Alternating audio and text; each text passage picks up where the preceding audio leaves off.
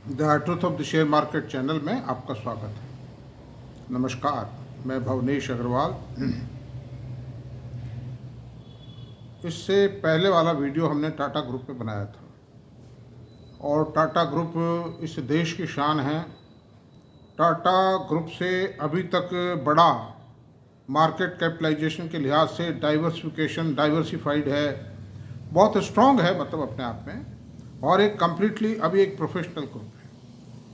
रतन टाटा जी जब तक हैं, ईश्वर करे वो अभी और मतलब 10-20-25 साल बैठे रहें, उनका आशीर्वाद हम सबको मिलता रहे। एक बहुत सादगीपूर्ण जीवन जीने वाले और एक महान व्यक्ति हैं। उन्होंने ही टाटा ग्रुप को उठाया है और अभी वो एक टाटा ग्रुप की सबसे जो महत्वपूर्ण जान है, वो जान है इस समय जिन्होंने टाटा ग्रुप को संभाला है, चंद्रशेखर नटराजन। ये पढ़ाई लिखाई के लिहाज से तो खाली एमसीए ही हैं, लेकिन टीसीएस के मैनेजिंग डायरेक्टर थे, तो टीसीएस को भी इन्होंने बहुत अच्छे संभाला था। उससे पहले राम दोराई साहब थे टीसीएस के मैनेजिंग डायरेक्टर, वो भी काफ़ी अच्छी तरह संभाला था। And now he is a fully matured man. कोई पढ़ाई लिखाई या कोई हार्वर्ड यूनिवर्सिटी के एमबीए के सर्टिफिकेटों से कुछ नहीं होता है। आदमी का अनुभव, सूझबूझ, योग्यता, वैसी प्रैक्टिकल अकबरी ज्ञान जिसको मैं कहता हूँ, अकबरी ज्ञान सबसे महत्वपूर्ण है। और मैं इसलिए कहता हूँ अकबरी ज्ञान कि अकबर पढ़ा लिखा आदमी नहीं था, बिल्कुल भी अंगूठा छाप था एकदम, लेकिन उसके बावजूद भी जो उसके निर्णय थे वो बहुत सटीक थे और वही सही सिद्ध होते थे। मुगल साम्राज्य का सबसे सफल शासक जो था वो अकबर था। तो खैर, अब चलते हैं, आज का हमारी चर्चा का विषय क्या हो सकता है। चर्चा का विषय ये हो सकता है कि इस सप्ताह बाजार की चाल कैसी रहेगी। बाजार की चाल इस सप्ताह शुरुआती बाजार के घंटे 2 घंटे मैं जहाँ तक समझता हूँ थोड़े सॉफ्ट रह सकते हैं। और भी कोई भी रीजन हो जाए, अमेरिका का बाजार फ्राइडे को बहुत तेज बंद हुआ है, तो अंडर दिस सर्कमस्टेंसेस हम ये नहीं कह सकते। जो ग्लोबल जो न्यूज़ है, ग्लोबल जो सपोर्ट है मार्केट को, जो एक सेंटिमेंटल सपोर्ट है, वो बहुत स्ट्रांग होगा, मतलब वो सपोर्ट कमज़ोर नहीं। ख़ास तौर से आईटी शेयरों के अंदर, टेक्नोलॉजी शेयरों में, फार्मा में, जो कि डिफेंसिव शेयर कहलाते हैं, उनमें मैं समझता हूँ कोई कमज़ोरी वाली बात नहीं आनी चाहिए। एक बात ज़रूर कहनी पड़ेगी कि जो हिंडनबर्ग है उसने अपनी सेकंड मिसाइल भी कल दाग दी है। सेबी की मैडम जो बुच हैं, माधवी बुच, उनके खिलाफ वो एक तरह से शिकायत ही समझिए आप। और शिकायत ये दागी है कि माधवी बुच ने, आपको याद होगा सुप्रीम कोर्ट में एक तरह से जांच थी या जो रिट दाखिल की थी अडानी के खिलाफ with reference to Hindenburg report कि साहब इसमें बहुत रेगुलरिटी है, ये है वो है, ये किया जाए वो किया जाए। तो नेचुरली सेबी से रिपोर्ट मांग ली उन्होंने। भाई और तो क्या करती सुप्रीम कोर्ट, कोई चारा नहीं था, सुप्रीम कोर्ट ने सेबी से रिपोर्ट मांग ली। सेबी ने अपनी रिपोर्ट बना दी, कोई कमेटी बनाई होगी विद इन सेबी, उस कमेटी ने रिपोर्ट दे दी, 2-3 बार दे दी रिपोर्ट, जब चाहिए दे दी, और वो उसमें क्लीन चिट दे दी कि भाई कोई रेगुलरिटी भारत में अडानी ने कोई रेगुलरिटीज़ नहीं की, ना कोई बैंक फाइनेंशियल इंस्टीट्यूशन की शिकायत थी, ना अडानी ने कोई डिफ़ॉल्ट किया था। Everything was clean. मुझे भी देखिए, मैं आपसे बताऊं, वो रिपोर्ट आने से पहले बहुत से डाउट थे। मैंने कहा ये ग्रुप कहीं रेत के ढेर पे तो नहीं खड़ा हुआ है, टीले पे तो नहीं खड़ा हुआ है, लेकिन ऐसा नहीं पाएगा। उस रिपोर्ट के वो अच्छा हुआ कि इन्वेस्टर का कॉन्फिडेंस बढ़ा। उस रिपोर्ट के आने के बाद मेरा खुद का कॉन्फिडेंस बढ़ा और मैंने इन्वेस्टमेंट बहुत काफ़ी किया है इस ग्रुप में, वरना मैं डरा हुआ था और इस ग्रुप से मैं दूर रह रहा था। लेकिन मकानी कोई गड़बड़ नहीं है, अंदर पोल वोल नहीं है, कोई बहुत मोटा कोई स्कैंडल नहीं है, ऐसा कुछ नहीं है। तो कल हिंडनबर्ग ने ये कहने का मतलब है कि जो सेबी ने उसकी शिकायत का सार तारतम्य ये है जी कि जो हिंडनबर्ग की शिकायत पर जो सेबी ने सुप्रीम कोर्ट में जो रिपोर्ट सबमिट की, वो रिपोर्ट बायस्ड है, फेवर्ड है वो, और इसलिए फेवर्ड है कि माधवी बुश तो खुद ही मिली हुई है अडानी ग्रुप से। क्यों? मॉरिशस में जो एक mutual fund asset management company बनाई है जो विनोद अडानी के ब्रदर की है, उसमें मैडम माधवी बुच और माधवी बुच मैडम के हस्बैंड पार्टनर हैं, स्टेक होल्डर्स हैं, और वहाँ से मैडम माधवी बुच को काफ़ी पैसा मिला है। तो ये एक आरोप, अगर ये बात ये तथ्य अगर सही हैं तो ये आरोप तो स्ट्रांग है, लेकिन इसमें अडानी का कोई फॉल्ट नहीं पाया जाएगा। अडानी का क्या बिगड़ सकते हैं? अडानी किससे कहने गया था? सब किसी ने ज़बरदस्ती से बांध थोड़ी रखा था कि आप हमारे स्टेक होल्डर बनो, आप हमारी कंपनी पार्टनर, और इस अडानी का तो कोई लेना देना ही नहीं। जो विनोद अडानी जो इनके ब्रदर हैं, he is the promoter of that company, asset management company के। गौतम अडानी का कोई लेना देना नहीं है मतलब उससे। Gautam Adani now days he is quite clean. ज़्यादा से ज़्यादा रिव्यू कर लो भाई इस रिपोर्ट को जो सेबी ने पेश किया कि साहब वो रिपोर्ट बायस थी, कोई एक रिट हो जाएगी वो रिपोर्ट बायस थी, दोबारा जांच कर लो। इंडिया में कोई गलती नहीं है रेगुलर, अगर कोई गलती है तो भारत के बाहर है, इसलिए कोई चिंता की बात नहीं है। इसमें स्लाइड को असर डाल सकती है, जब कोई भी खबर आती है तो एकाक असर डालती है, लेकिन मेरे ख्याल से कोई असर नहीं डालेगी। अगर मान लीजिए मैडम बुच उसमें पार्टनर हैं भी और कोई गड़बड़ पाई भी गई तो मैडम बुच को हटा देगी गवर्नमेंट, ज़्यादा से ज़्यादा सुप्रीम कोर्ट आदेश दे देगी मैडम बुच को हटाया जाए यहाँ से, उससे क्या फ़र्क पड़ने वाला। आज सेबी में कितने चेयरमैन आए, कितने गए, उससे क्या फ़र्क पड़ा। एनआईसी की चेयरमैन चित्रा रामकृष्ण थी जिनको 1 साल तक जेल में रहना पड़ा, तो सेबी का क्या, तो एनआईसी का क्या बिगड़ा जी? एनआईसी को ये थोड़ी स्टॉक एक्सचेंज पे ट्रांजेक्शन फेल हो गई। That is simply A government department. SEBI is a government department promoted under a certain statute to control and regulate the stock market of India। सिर्फ ये रोल है तो इसमें तो आएंगे जाएंगे। आज हाईकोर्ट जज, सुप्रीम कोर्ट रिटायर होते हैं, आते हैं जाते हैं, प्रधानमंत्री राष्ट्रपति आएंगे जाएंगे, मतलब ये कोई कंपनी, प्राइवेट कोई बिजनेस कंपनी ऑर्गेनाइजेशन थोड़ी है। There is a statute and they will work in accordance with the statute, and whatever irregularity if any found then action will be taken against them in accordance with law.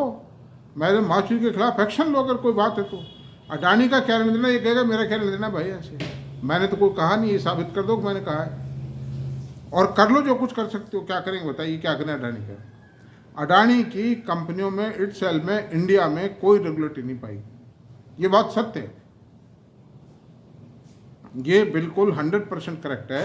इसलिए आप इस बारे में, मेरा जहाँ तक ख्याल है, देखिए वैसे तो मार्केट का क्या मत बनता है और क्या राज खुलते हैं, लेकिन मेरे विचार से कुछ नहीं होगा इसमें, तो इसलिए निश्चिंत रहें और संभल के काम करें, लेकिन सावधानी की बहुत आवश्यकता है। 2-4-5 घंटे शाम तक, मंडे की शाम तक भी, मंडे को कुछ भी ना करें, स्टैंड स्टिल ले जाएं और कोई सब कुछ सामने आ जाएगा मंडे तक। जितना भी मीडिया के व्यूज़ हैं, हाई कोर्ट सुप्रीम कोर्ट में अगर कोई रिट दाखिल भी होती है तो सुप्रीम कोर्ट एकाएक किसी को फांसी भी तो लटका नहीं देगी, वो भी कोई जवाब मांगेगी, तारीख पढ़ेंगी, ज़्यादा से ज़्यादा ये कहेगी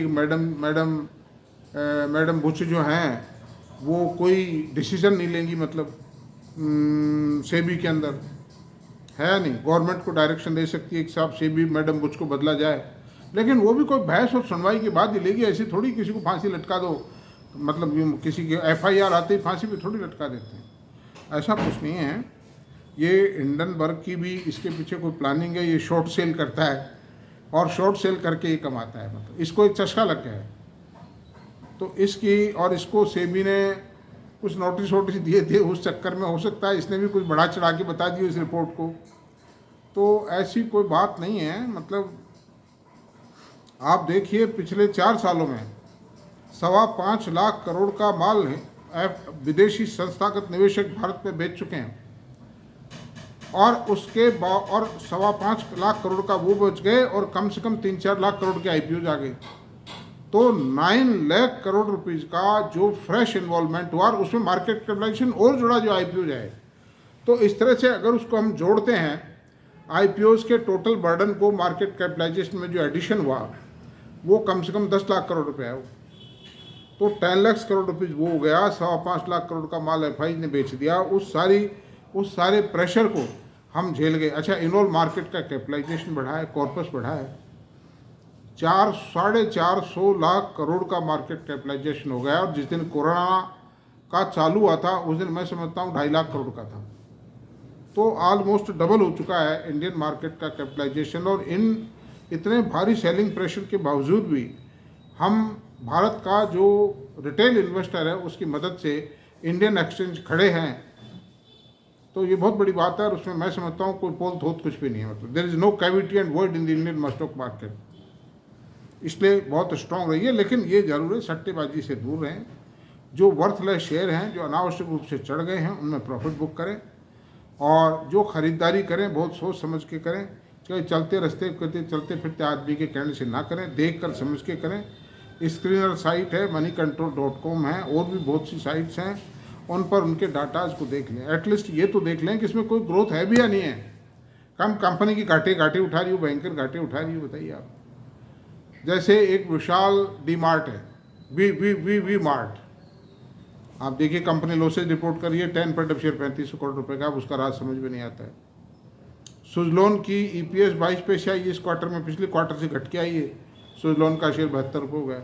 लेकिन हो सकता है, मैं ये नहीं कहता सुजलोन में अंदर कोई दम होगी, लेकिन मेरा मतलब खाली ये कहने का है कि चेक कर लेना। ना मैं बेचने की कहता हूँ, ना मैं खरीदने की कहता हूँ, मैं तो सिर्फ आप लोगों को एक अलर्ट सिग्नल है मेरा तो खाली, कि आप लोगों का नुकसान हो। मेरी एज को देखते हुए मैं ये कह सकता हूँ, आप सब लोग मेरे छोटे भाई हैं, इसलिए मैं आपका नुकसान नहीं चाहता। मेरी जो परिश्रम है इन्वेस्टिंग कम्युनिटी का बिल्कुल नुकसान नहीं चाहता। और मैंने एक वीडियो भी बनाया था कल, उसमें मैंने यही था बनाया था कि भाई 5 स्टार इन्वेस्टर्स ने रिटेल इन्वेस्टर्स की क्या मदद करी, कुछ भी मदद नहीं करी। उनके पीछे भी मत दौड़िए कि साहब रेखा मैडम ने खरीद लिया, साहब दमानी जी ने खरीद लिया, ये कुछ नहीं। क्या पता क्या हो रहा है, क्या लफड़ा झपड़ा है, उसमें कुछ भी नहीं है। टाटा कम्युनिकेशन के शेयर खरीदे थे, मैंने भी खरीदे थे, उनको देख करके बेचने पड़े मेरे को तो वापस। प्रॉफिट घट रहा है, शेयर बढ़ रहा है, बताइए उल्टी बात कैसी चलेगा। लेकिन अब आगे कोई आ रहा, अभी तक तो आया नहीं, 3 साल हो गए इस बात को। हालांकि झुंझुनवाला साहब ने शेयर होल्ड कर रखे हैं, मैडम रेखा ने वो सारे शेयर आज तक होल्ड कर रखे हैं, बेचे नहीं। लेकिन अब इनकी तो बात हुई होगी, लेकिन मैं तो जब तक मुझे श्योरिटी नहीं होगी, जब ट्रांसपेरेंट पोजीशन मेरे सामने नहीं होगी, मैं I will not invest. I don't want to continue my invest, I don't want to keep my money near the question mark. मैं अगेन एंड अगेन ये कहता हूँ आप लोगों से, मैं तो शुद्ध बिल्कुल एकदम से फिल्टर्ड वाटर पीऊँगा। मतलब मैं contaminated water I don't like, and one is not suppose to take. Retail investor को इन झगड़े में अंदाजे से जो काम करते हैं उसमें फटना ही नहीं चाहिए। ये बड़े आदमी बहुत ठोक बजा के पीते हैं, मतलब छान के पीते हैं, ऐसा नहीं कि ऐसे ही पी जाते हैं। ये मैनेजमेंट से मिलते हैं, मैनेजमेंट से बात करते हैं, ऑपरेटर से बात करते हैं, बॉम्बे में बैठते हैं, बड़े आदमी हैं, बहुत ताकतवर हैं, इसलिए बड़े बड़े ब्रोकरों से भी इनके पर्सनल कांटेक्ट है, आना जाना है। तो ऐसी सूरत में इनके पास सब सूचनाएं हैं, इनकी नकल मत कीजिए। आप अपने निर्णय स्वतंत्र लीजिए, और जो ईमानदार कंसल्टेंट हैं, जो एक्चुअली आवाम में बात नहीं करते हैं, उन लोगों से सदा सूत लेकर के, चाहे पैसे ज़्यादा लगें, आपके लगने दो, कोई खास बात नहीं। 10,000 की जगह कोई 20,000 रुपये लेता है, लेने दो आप, लेकिन पार्टनरशिप मत कीजिए। ये कई कहते हैं सब प्रॉफिट का हम 15% लेंगे, 6% लेंगे, 8% लेंगे, सब कुछ अधिक बकवास करते हैं। कल को नुकसान हो गया तो क्या होगा? तो बाजार कहीं भी नहीं जाने वाला है। सवाल इस बात का ही है कि हम कितनी सावधानी से और कितना कैसा काम करते हैं। सट्टेबाजी में मत पड़िए, इंट्राडे में मत पड़िए, F&O में मत जाइए, बैंकिंग शेयरों से फ़िलहाल बच के रहिए, थोड़ा सा उसमें स्टेक मत रखिए मतलब, क्योंकि बैंकों में सबसे बड़ी परेशानी ये आ रही है कि पैसे की डिमांड तो है, लेकिन बैंकों के पास पैसा है ही नहीं देने के लिए। बताइए क्या? अब एक ही विकल्प है, या तो RBI से लेवें, मतलब उधार, जो बैंक रेट पे इनको उधार पे मिलेगा तो इनका मार्जिन घट जाएगा। 6.25 पौने 6% के आसपास, नहीं पौने 7, 6.5 पौने 7% के आसपास मिलेगा वो पैसा इनको। 8, 8.5% पे 9% पे तो आजकल लैंडिंग ही होती है, क्या ले लेंगे बताइए। तो बैंकिंग इंडस्ट्री को भी थोड़ा समझदारी से काम लेना पड़ेगा कि अमेरिका के बैंक हैं, उनके पास भी कैश पैसा नहीं आता है, और ये पैसा जाएगा कहाँ? तो भाई जो मनी है, आज मान लो लोग आज 10 लाख करोड़ के शेयर खरीद लेती है पब्लिक, और बैंकों से पैसा निकाल के एक खाते से दूसरे खाते में जा रहा है पैसा। ये जा कहाँ रहा है? ये गल थोड़ी रहा है पैसा, घूम फिर कर क्या जाएगा, रोटेशन 2-4 महीने बाद में सही हो जाएगा, कोई दिक्कत नहीं। जब कोई नया पैटर्न चलता है, शेयर बाज़ारों में एक नया पैटर्न चला कि लोग एफडीआर रखते थे, लोग आरडी अकाउंट खोलते थे, उस पैटर्न के बजाय अब लोग शेयर बाज़ारों की ओर डाइवर्ट हुए। तो जो इंडिविजुअल्स के जो पैसे थे, वो पैसे उन इंडिविजुअल्स के खाते में ना रह करके कुछ कॉरपोरेट्स के खाते में रह जाएंगे। पैसा तो कहीं जा नहीं रहा ना भाई, पैसा तो रहेगा ना भाई। एक तरफ शेयर है और एक तरफ पैसा है, तो पैसा अब मान लो एक एक एक मतलब उससे मतलब तिजोरी से निकल के शेयर दूसरी तिजोरी में निकल गए, तो उस तिजोरी में से जो पैसे निकले वो दूसरी तिजोरी में गए हैं। तो ये ट्रांजिशनल पीरियड है, ऐसी कोई खास बात नहीं। पैसा कहीं नहीं जाएगा। फॉरेन के अंदर अमेरिका के सब लोगों का पैसा लगा हुआ है शेयरों में, लेकिन वो पैसा गया कहाँ? तो खाली सेबी का भी ये कहना है, खाली सट्टेबाजी को रोको। पैसा ये जो एफ&ओ के मार्जिन्स में लगा हुआ है, इंट्राडे फिंट्राडे में लगा हुआ है, वो सब मत कीजिए आप। मतलब इसलिए ये कहना है खाली उनका। और ये तो जब रूटीन में आएगा कोई भी जो ये पैसे वैसे का बैंकों का है, सब आ जाएगा पैसा, कोई खास बात नहीं, कुछ नहीं। तो थैंक यू वेरी मच दोस्तों। मेरा वीडियो अगर पसंद आया हो तो आप इसको सब्सक्राइब करें, शेयर करें, कमेंट करें, लाइक करें। Thank you very much. कल मिलते हैं।